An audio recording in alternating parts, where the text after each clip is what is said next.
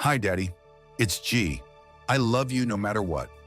That was the last message Gabriel Taye ever left on his father's phone. Less than 24 hours later, the 8-year-old was dead. January 26, 2017, Cincinnati, Ohio. Gabriel had just come home from Carson Elementary School. He went straight to his bedroom like he always did. He didn't say much. He didn't complain. Hours passed in silence, until his mother, Cornelia Reynolds, noticed something was wrong. She called out to him. No response. When she entered his room, what she found would shatter every illusion of safety a parent could ever have. Her baby boy was gone. The official story? He had taken his own life. But those who knew Gabriel couldn't believe it. This wasn't just a tragedy. This was a warning, a brutal, horrifying wake-up call about what happens when schools ignore the silent screams of the bullied.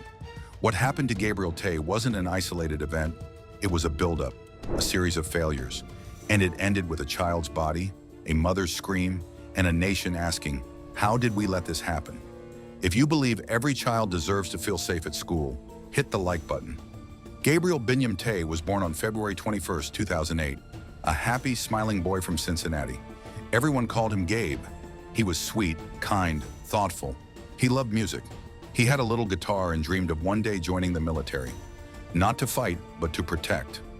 His mother once joked about how he'd put on a toy FBI vest just to take out the trash.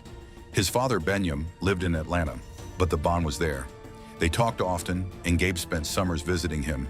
He was surrounded by love, by support.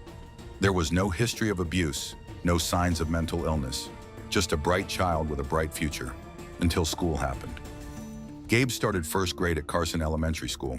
Things seemed fine at first, but by second grade, things began to shift. One day he came home with facial injuries. The school said it was a playground accident. Then he lost 2 of his front teeth.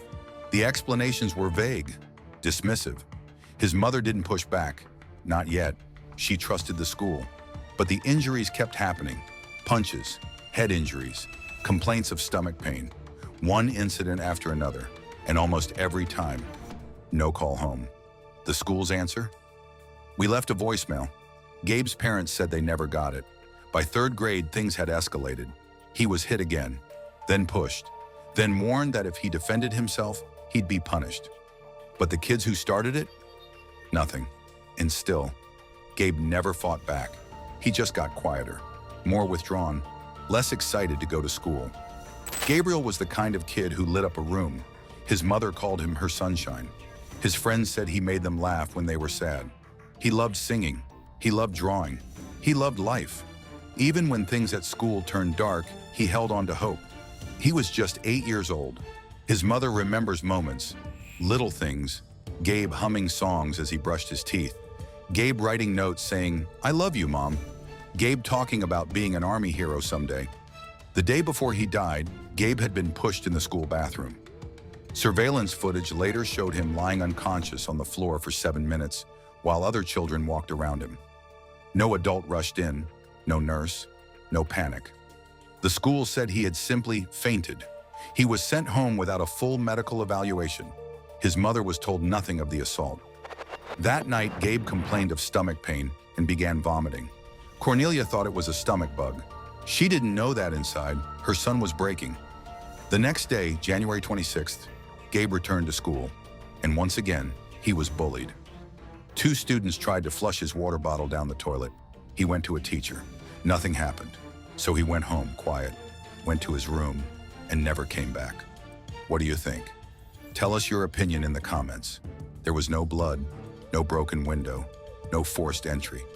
Just an 8-year-old child, alone in his room, gone far too soon. When first responders arrived at Gabriel's home on the afternoon of January 26, 2017, they were stunned by what they found.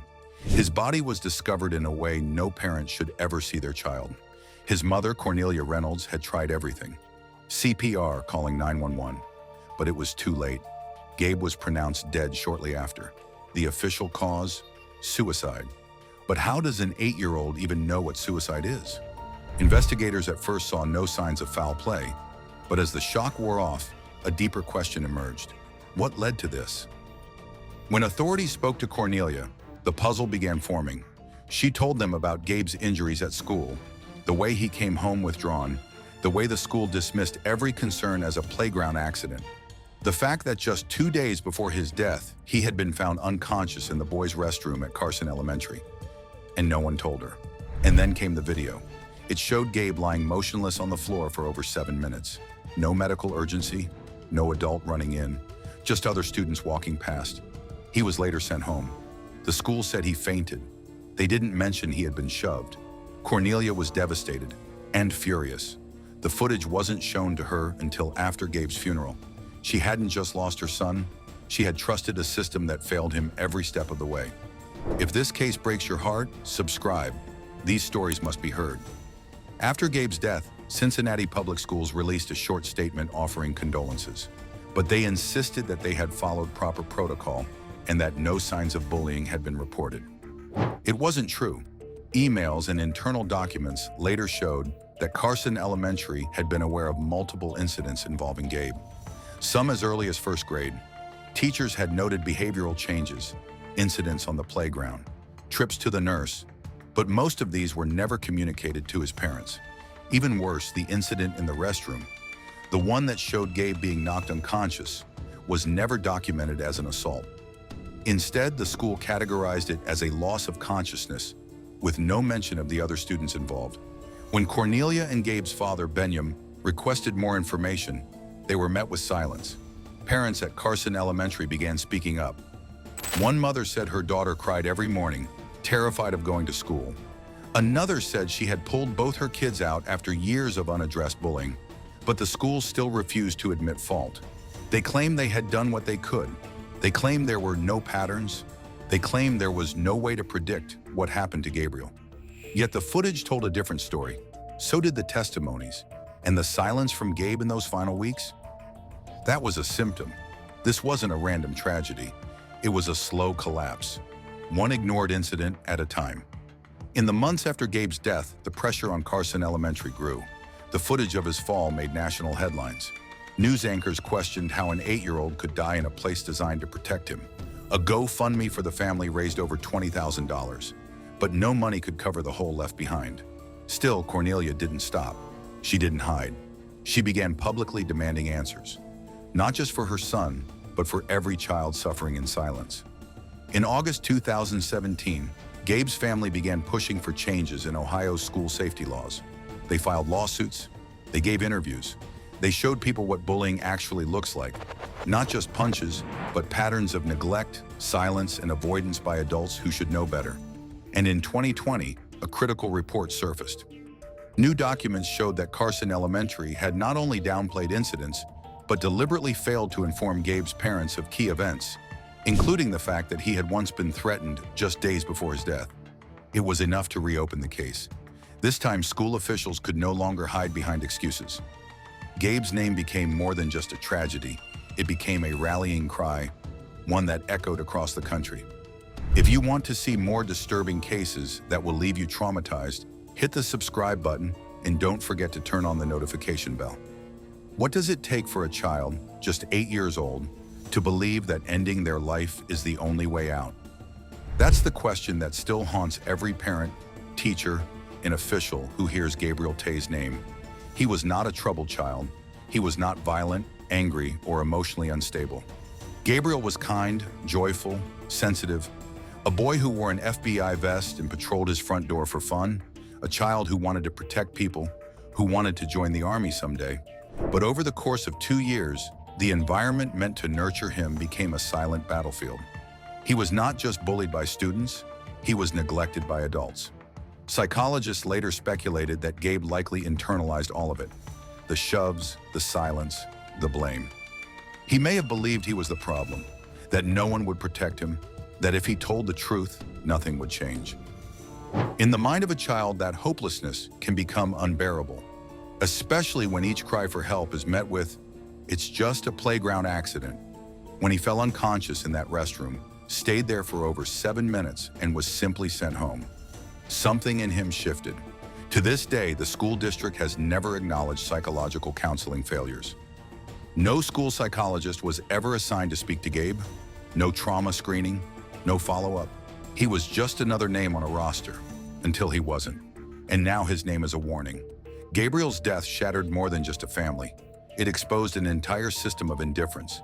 His story forced conversations no one wanted to have about childhood suicide, school responsibility, and what bullying really looks like in America. In the wake of the tragedy, Gabe's parents, Cornelia and Benyam, transformed their pain into action. They began advocating for stronger school accountability laws in Ohio. Their goal was simple: make sure no child suffers like Gabe did, and no parent is left in the dark again. By 2021, the case had sparked national discussions. New school safety protocols were introduced in several districts. More schools began reviewing bullying reports more seriously, offering trauma-based training for staff, and revising how student injuries were reported. But for Gabe's parents, change came too late. What remained was a room filled with toys no longer played with, a guitar no longer strummed, a front door that no longer had a little boy in an FBI vest watching over it. Outside Carson Elementary, a memorial was placed in Gabe's honor, covered in flowers, notes, and drawings from classmates who missed him. And etched into every message was the same question: why didn't someone do something sooner? Gabriel Taye should have turned 17 this year. He should have been in high school. He should have been safe. Instead, he became a symbol of what happens when the warning signs are ignored. And when silence is more dangerous than the bully. His story is still told today, not because of how it ended, but because it never should have. What do you think really happened that day in that restroom? Was it just failure or something far darker?